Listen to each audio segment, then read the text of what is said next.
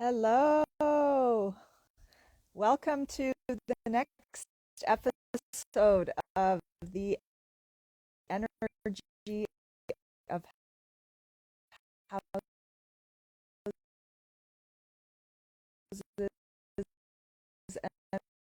and properties with my colleague, house healer, and communication. You all to me. All right. Okay. All these is here. Yes.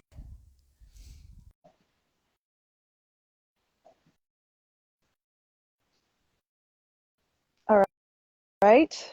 She should be coming through now. Hello, Nicky. No. Hi.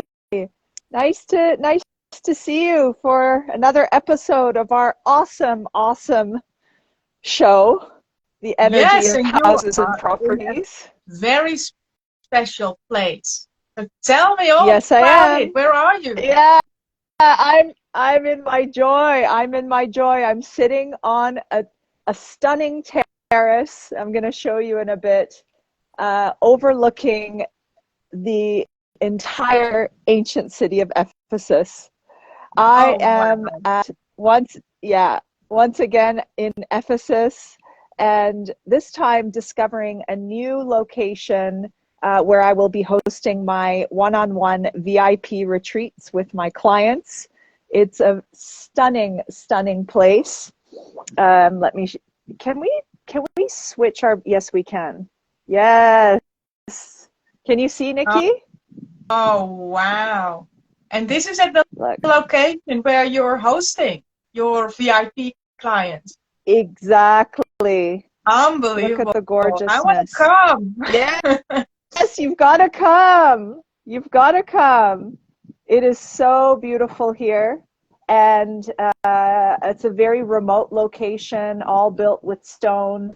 And I'll be sharing some more pictures soon. But if you see, we're right on the axis. It's actually a bit of a hazy day, which actually gives a very dreamlike quality. But if you can see this hill here, Mhm. okay, and it dips down into a kind of valley-like thing. This is where the ancient city of Ephesus is. Mhm. And then if you go a little bit over here, you can see there's the city here. This is where the city center is. And the Temple of Artemis is here, along with the, the, the church and temple of St. John. Mary and St. John were here too. The so-called House of Mary, which I had visited before and shared a while back with you and my community, is up in the mountains here, actually kind of behind this tree. It's a sacred place. Mary and John came after the crucifixion of Christ, kind of what I don't know the entire story, but to seek refuge here from the Romans, and yeah, it's layer upon layer of beauty here, and I'm just so delighted to be hosting these retreats here. If you can see here as well, down on the lower elevation, there's also a large gathering hall where that can be used for yoga sessions and breathwork sessions and spiritual gatherings. And you also have, I'll just share here. Hopefully the internet is still good. Oh, the door is open. Then this beautiful gathering hall here. Oh, did we lose connection a bit? Or are No, you we're still still there? here. Yeah. Yeah, yeah. And so, Look amazing, um, Aisha. yeah, it really is beautiful. And what I appreciate about this place is that it's so peaceful. There's no sound. high quality service, high quality rooms, and a beautiful swimming pool. Yes, Nikki, there is a swimming pool. I don't know Yes. if you can kind of see it down, down there. I'll share some photos as Yeah. well. I see something blue. Exactly. Yeah. There's the blue. There it Yeah, is. yeah, yeah.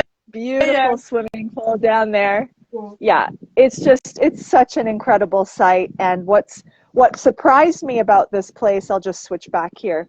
What surprised me was when I found this place, I actually expected it to be a bit more hidden away, in that you didn't have this overview of the entire ancient city. So that was just such a huge surprise for me. And what I'm noticing as I stay here, it was my first night last night, is that it provides you with this overview consciousness. You are high up in the mountains. You've got a great forest in the back as well, so it kind of holds you, right? Holds your back. And then it opens out like, 270 degrees, right? This panoramic view, and really gives you the capacity to take an overview consciousness, a higher perspective on your life, on the world, on the energy of a region, right? And really allows you to remove yourself, right? Hence the word retreat, Mm-hmm. right? Retreat away from the normal day-to-day routine. So it's a powerful place, a powerful place, which has a direct lay. There is a direct lay connecting. I can feel it. Yeah, right now I can feel it in my arm, kind of like in my armpit. Connecting directly to the ancient site, to that valley I was showing you, the city of Ephesus. And it's springtime here, Nikki. May is blooming. The flowers are blooming. The birds are doing their dance, and it is extremely invigorating to be here. Yeah. Yeah, when you showed us, it really feels like you could connect with the dragons at eye level, which is an amazing position Nikki, to be.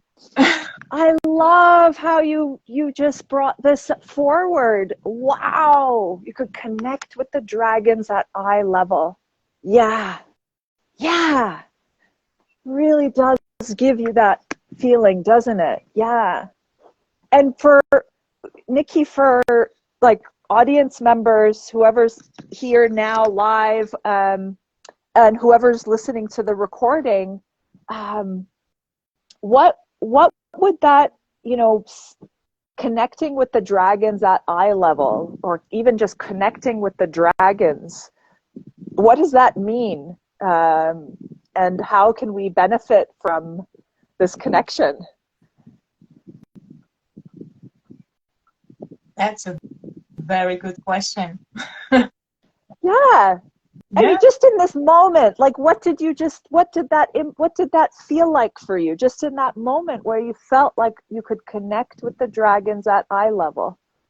Well, usually I experience dragons either as very huge, large beings, energies, and I'm always looking up. And when you walk on a dragon mountain, which is a mountain with one not so steep slope, and on the other side it's more steep, that's what we call a dragon's back. When you walk that, then you're on top of it, but you are never. I'm from flatlands. I live in the Netherlands. Right. I'm hardly ever, on top of a mountain, looking towards another mountain. So for me, it is a different experience than I would usually have. But that might also be because of the living environment where I'm at. Yeah. Because that's my normal position. I'm always on flat land, and the mountains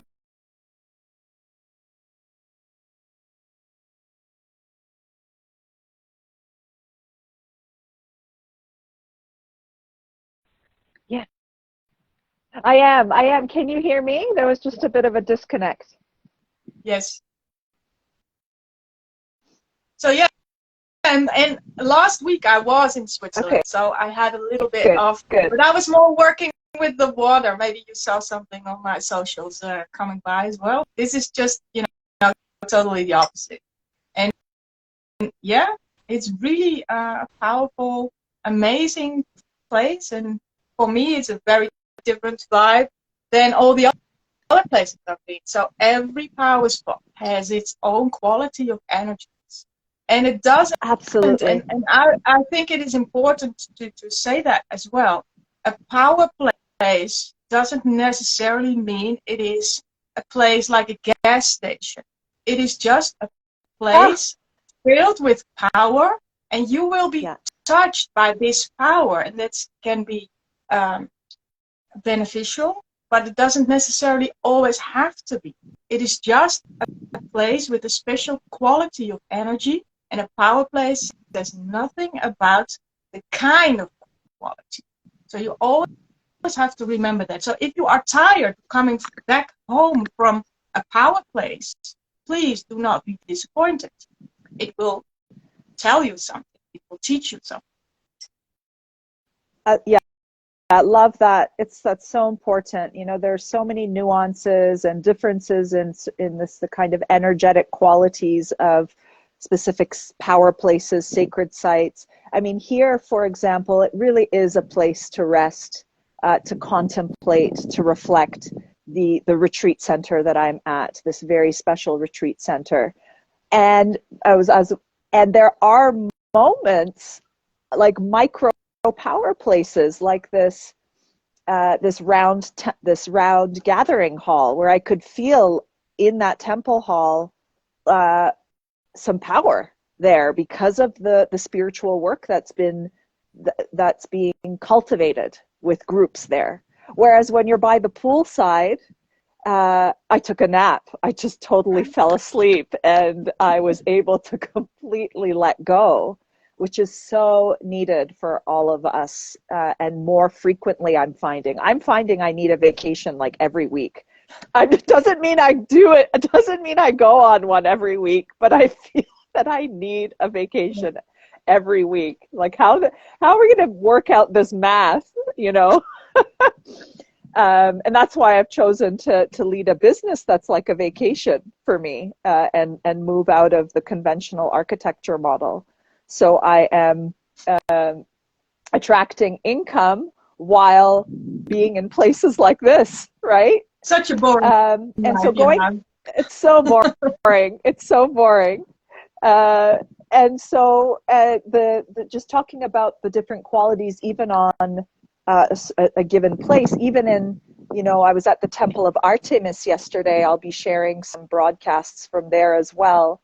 There were moments at the center of the old foundations of the original temple where I was like, nah, I don't think I can sit here for that long, and I would prefer to move about 5 or 6 meters away from there to tap the energy, as I could feel a very, very, very powerful energy being emanated there.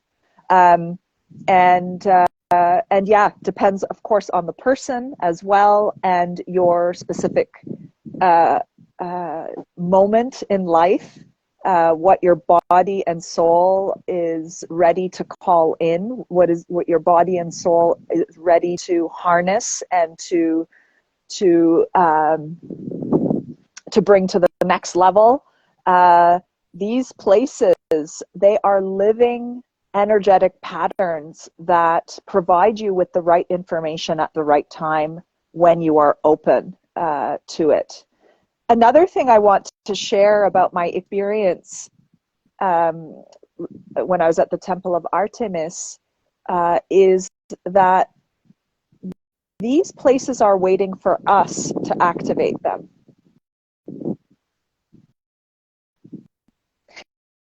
They don't they can't exist without us, without humanity, without our consciousness, without the impregnation of our thoughts, our light.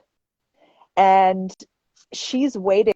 The goddess there, Artemis, the energy of the goddess runs very strongly in Ephesus. She is about fertility. She is about abundance. She is about water, the creative life force of water.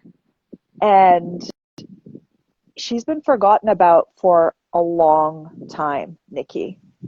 And the time is right now. She is reawakening to call the souls to this temple site, to this region, to, of course, the goddess centers around the world, to reactivate the spiritual life force, or the creative life force, rather, that runs within our inner temples. Yeah, and if you are posting some of the pictures, people are able, anyone who's watching is able to tune in to the goddess at the location where the picture was taken. So, of course, it's different, when you're looking at a picture of an apple or you taste an apple, it's better to go there and, right. I soak love it that, all yeah. in. But it is possible to connect with this specific kind of energy of a place just by looking at a picture of it, or look it up on Google Maps where it is and tune in and find what you experience, and you will receive some information. And I wanted to come back to this overwhelming part of energy, because I was at the Rijnval in Schaffhausen last week, and for people who do not know what kind of place it is a waterfall of the Rhine. It's the biggest waterfall in Europe, and you are able to stand there on a platform really close on top of the water. So you're really close to all this massive water falling down, and that is a huge energy coming towards you as well. And what I experience, and I'm lucky enough to be there at least once a year or so, and once every 2 years. So for me this time it was a bit overwhelming as well, and then I just really had to listen and open up more instead of resisting it, and then you can receive everything. So instead of it is a game to play. Instead of moving back a couple of meters, which helps well, you could also try to open up more and open up your channel and your awareness so you can receive it all and let it all go through. Because I was fighting this energy, and as long as you're fighting and resisting, it will be overwhelming and too much and whatever, and all this fighting will trigger all kinds of responses within your body, and it's not necessary. As long as you have the awareness to register that and respond, not react, because a reaction would be to withdraw or to leave, or instead of just breathing through it, open up more, because you can receive anything and everything. I love it. I'm gonna go to the center of that temple.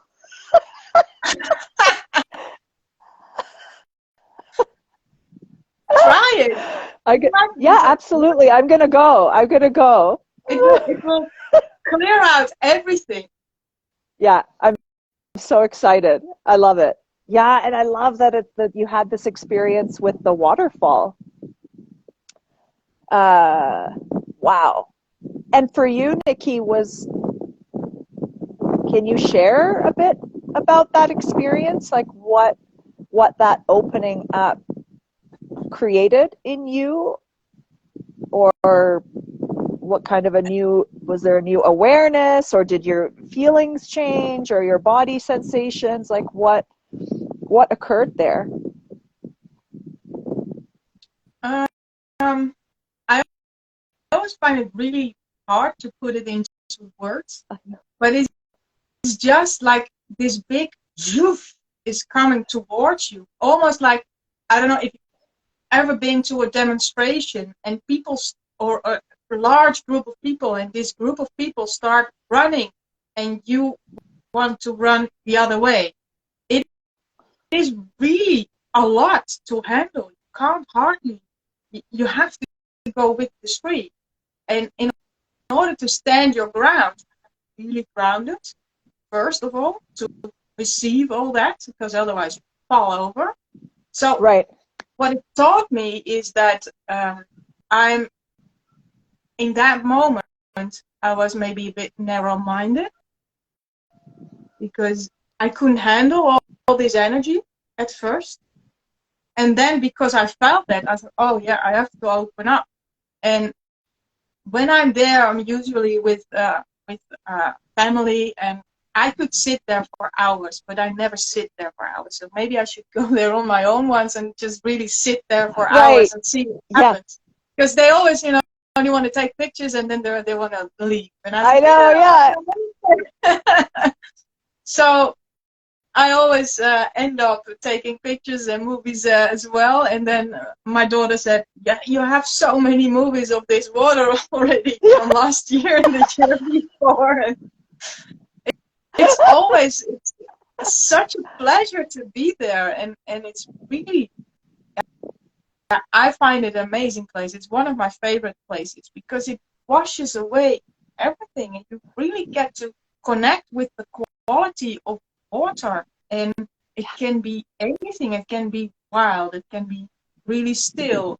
It can be, you really realize that in that moment when you have the guts to really connect. Oh, amazing. I love your bravery and your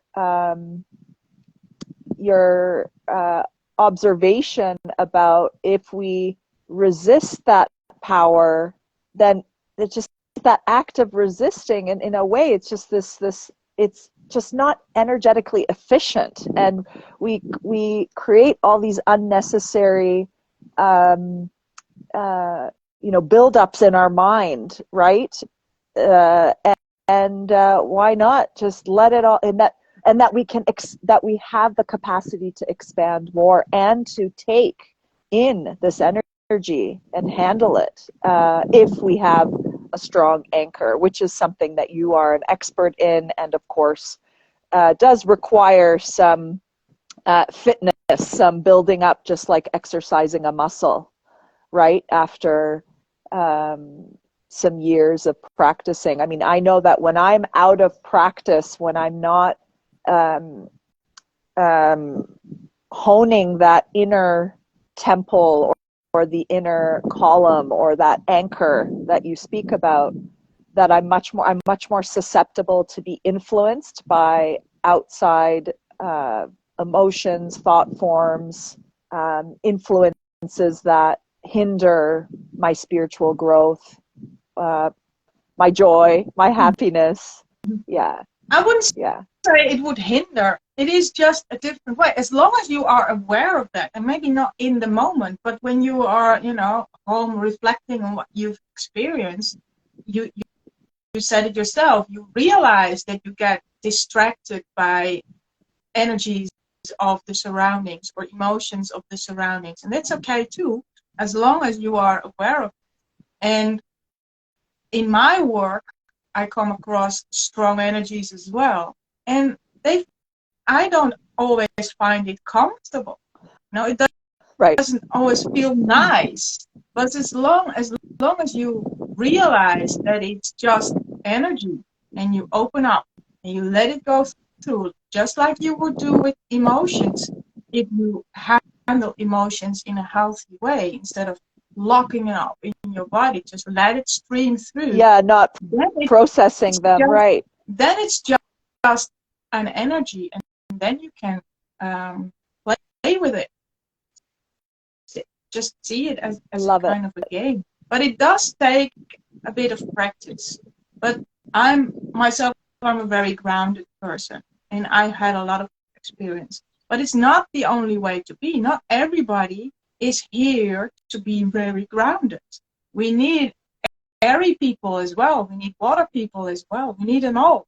It's just see what your quality is and use it. Yeah. Yeah, absolutely. Yeah, I have a lot of water and fire. I do find my earth is aspect is getting stronger and stronger in my in this period of my life. Air is also improving as well, like with communication. But the water and fire are pretty strong in me, and so I use that. I tap those elements within me when I create architecture, when I'm serving my clients, and sensing the energies of the land. I work in a very subconscious way as well. I'm very much in the moment, uh, responding to specific situations that I usually throw myself into. That's my style. That's my style. And it works for me. The less over preparation, the best for me. You know, while of course I do anchor, I do work with a lot of structure in the way, you know, with my sacred blueprint system and all of that. But in general, being more spontaneous works for me. Yeah, yeah, yeah. It's um, it's absolutely magical how these places, you know, the land, your home, your garden, cities, I mean, just environments have this capacity to awaken new awarenesses within you, and and and you to transform, help you to transform. Yeah. So what are you up to in the next couple of days? So I am I am meeting with someone who's a world traveler. She's someone who communicates, transmits light language. We're meeting up again at the Temple of Artemis to connect with the energies there. And I will check out a hammam that just got restored, an old Turkish hammam. Oh. I want to see the architecture of that place. I'll probably head over to the main ancient city as well. There's a part of the ancient city that I have not seen. They were restoring for a long time, which are these terraced houses that the upper class of Ephesus used to live in, and they have revealed some very intricate mosaic floors, um, and so I'm really excited to see those. Yeah. Can imagine. Can't wait to see the pictures. Yes, yes, and I can't wait for you to visit one day, Nicky. Yeah. Yeah. Yeah. Yeah, it's going to be, each time I come here, I experience something new gets revealed, and I see the same place from a different perspective, quite literally, actually, and also on an inner level as well. And this new piece, this new information that I received yesterday about the goddess was sharing. She was telling me that she needs us, when I say us, the people who hear the call, to come to these places to reawaken them. Like that we are the keys to awakening these places through our love, through our consciousness. And Nicky, I'd imagine that it's really the same for for someone's house, for our houses, for our gardens, right? That, the more consciousness, and I'm not talking about a kind of forcing where it's like every single detail you're overly thinking or overly analyzing or bringing an unnecessary amount of spiritual meaning to. I'm not talking about that, but this attention and care, which was so, if you think about the priests and priestesses of the ancient times, the temple was kept with such care and consciousness from morning till evening. Now, of course, not everyone, the public could not enter these temples. There wasn't open, free access tickets to these temples, right? But it represents a way of being that a way of being with these sacred places, with your environment, that increases I just keep on hearing the word water, that increases the life force vibration within the waters of the land and the waters in the building. I know that it's like, what does that mean? But the life force, the waters that run through the forms of the architecture, with our consciousness, we have the capacity to reawaken them. And if you zoom out a bit and look at on a larger scale, I think at least in the Netherlands, the tendency is that the churches are emptier and emptier, and the old churches and temples were kept like a beacon of light for a village. Yeah. So now, and one of my mentors said, the geomancers of today are basically the priests for now, and because society is getting more and more individual, it is maybe also necessary to create your own house as a power place, to be a beacon of light, because these churches and temples are not as strong maybe anymore as before. And even if it is, it's always a good idea to create your own power place as your home, because it is a place where you should be able to rest and to be able to retreat and get your energy up for the day, the things you do on a daily basis. So you can do both. You can go if you're in a religions and you want to go a couple of times a week to a temple or a church. Please do that, because often they are very special places.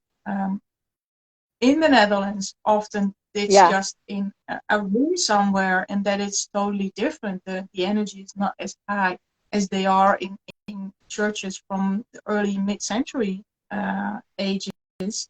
But you can, with attention, for sure you can create sacred space. And if you have found a community to do that and recharge every week together, please do so. But remember, if you do that with your own home, it is as effective.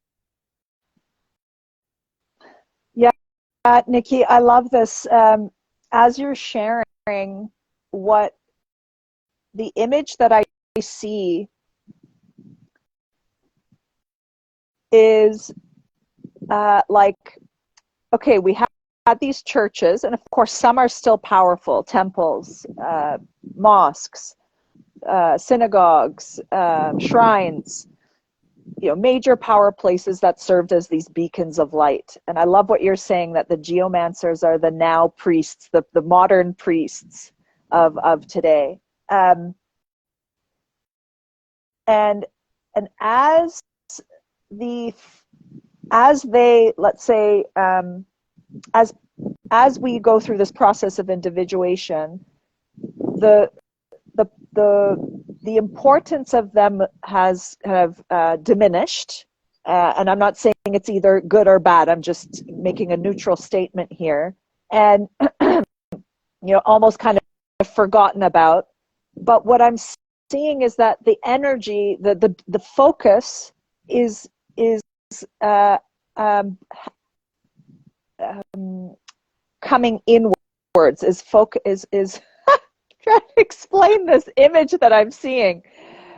It's forcing us to create that beacon of light within. And the middle step is our home. The middle step is our own garden. And, someone that I love, who I follow, who is a mystic, a seer, and talks a lot about anthroposophy. Her name is Gigi. Is it Gigi Young? Gigi Young? I don't know if it's Gigi or Gigi Young. But she talks about how humanity has already come to the climax of material form, of manifesting things in the material.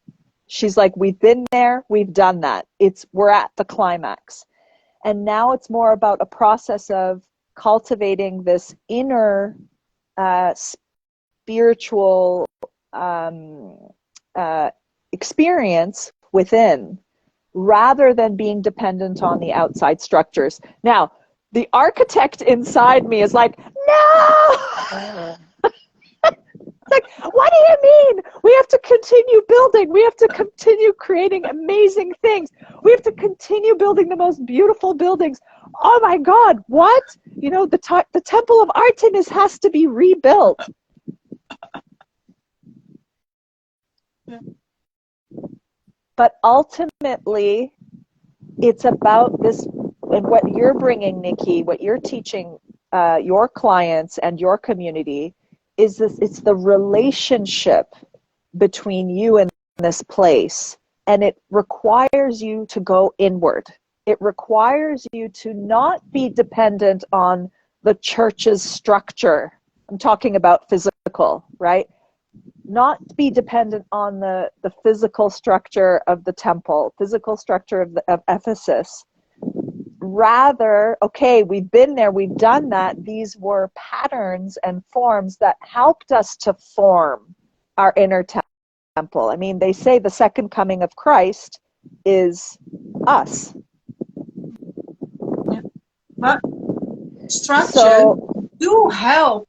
They do help. Yes. They do help. It They do. makes a difference whether, you can try it out in your own garden. Just draw a circle on the floor. That's your sacred space. Feel that sacred space and feel what it does within you. Then next to it, you draw a square and you go sit in the middle of that square and you feel what it does to you. And then you will you will experience why structures like temples and churches are built. They are just a tool to amplify the energies of the location so you can experience them better. It's more intense, but it is everywhere, in every square centimeter of the globe. You can tune in, and every energy that exists you will find within this square centimeter. But it's much easier to go to a sacred space or an old space or a special building or draw a circle or a stone circle. It helps because you will remember with the energy that is there at that specific place. So beautiful, Nicky. Yeah, it's a both end. It's a both end, and, we have hands and a body, legs, eyes to see for a reason, right? And we do have a responsibility to build this beauty. And I love your example of drawing the circle, sitting within it, versus drawing the square, standing within it, to feel the effects of these pure geometries on your system. Because, you know, we really do have a responsibility to build housing, communities, hospitals, cities, roads, with that consciousness, and that we eventually, I trust that humanity will evolve to a stage where we bring that kind of an energetic efficiency to building our structures. So we reduce illness, depression, anxiety. We also reduce, you know, the disruption of beautiful places on this planet, of nature, right? That deserves to be, I'm not saying a romantic kind of preservation. I totally will support the cutting down of trees in place of building a really nourishing home or sanctuary. It's just about how you communicate with those trees, and if you make an agreement that works to serve all. I love it, Nicky. Yeah, this is such an enriching conversation, and I really feel that we're crossing a new threshold. The May energy has brought a new force, I feel, that is helping me to catapult or, continue propagating the impulse of the sacred blueprint, and continuing to weave the spiritual wisdom into a more conscious way of designing and living with our environments. Yeah. Mm-hmm. There are a bunch of comments here. Okay, from Fenike. Okay, there was something about the mountain here.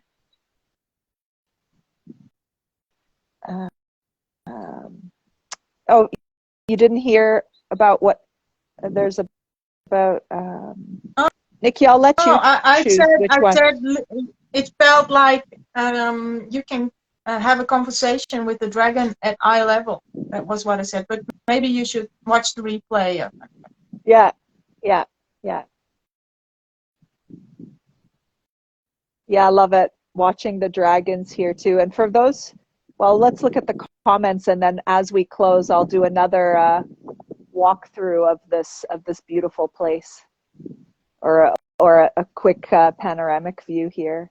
I'm clearing our garden of overgrowth of large tree roots from the trees in the street of the municipality. Amazing. The energy of the garden has become so light and pleasant while we are not quite done yet. Yeah, love that. Yeah, sounds like, oh, May is the month of the throat chakra. So I'm so happy that you shared this. Yeah, and related to before what you just said, it sounds like maybe some of those roots were creating maybe an unnecessary kind of cords, ties, overgrowth, maybe some energy build up there. So good job. Sounds like there's some fresh energy coming through your garden.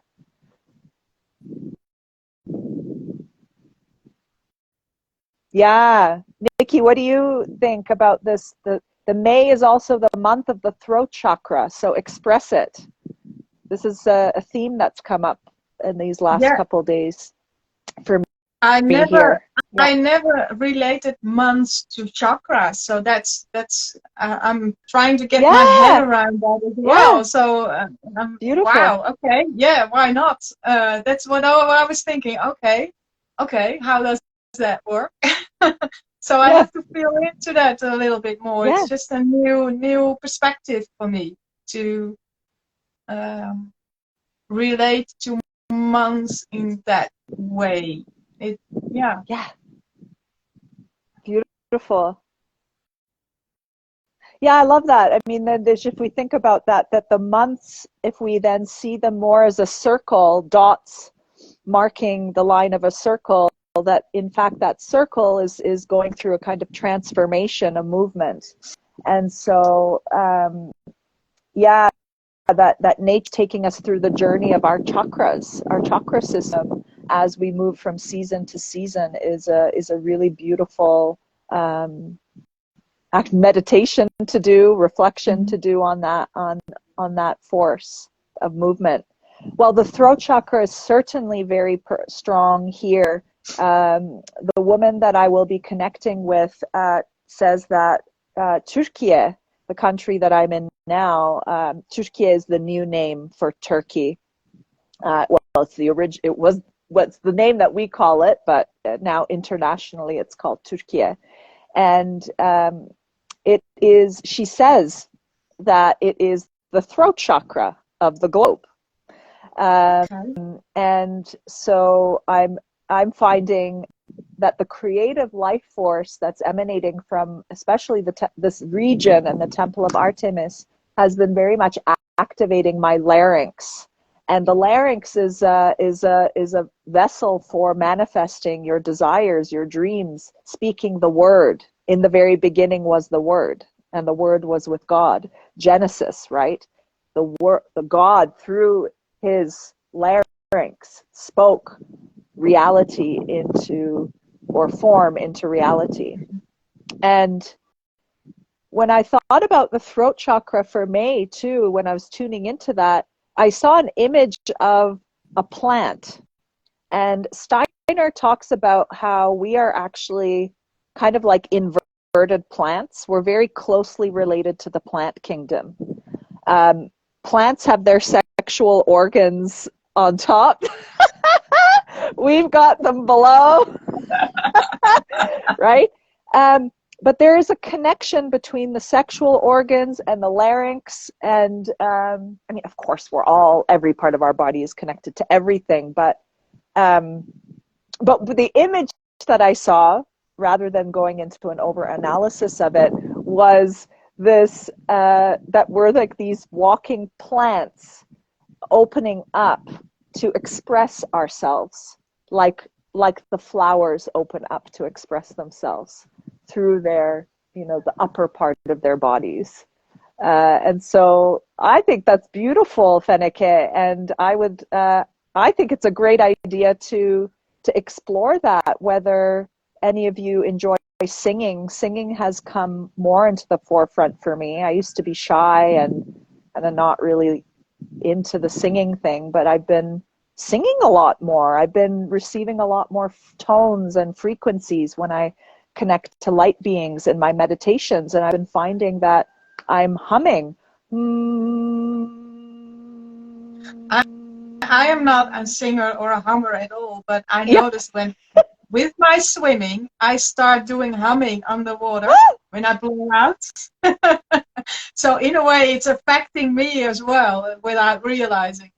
I love that, Nicky. I do that. I just do it, You just do it, exactly, because your mind is not, wrapped up. Like you're in this flow when you're swimming, Nicky, and that's really beautiful. Yeah. So love it. It will find your way as long as you open up and respond to the energy instead of react. It will happen. It will happen. And you don't, like I am, I just often don't realize it. And then I think, what am I doing? Why am I doing it? And I still don't know why, but maybe this is an explanation. It's as good as any, but hey. Yeah. It's just an explanation, and that's what the mind always wants. The mind is always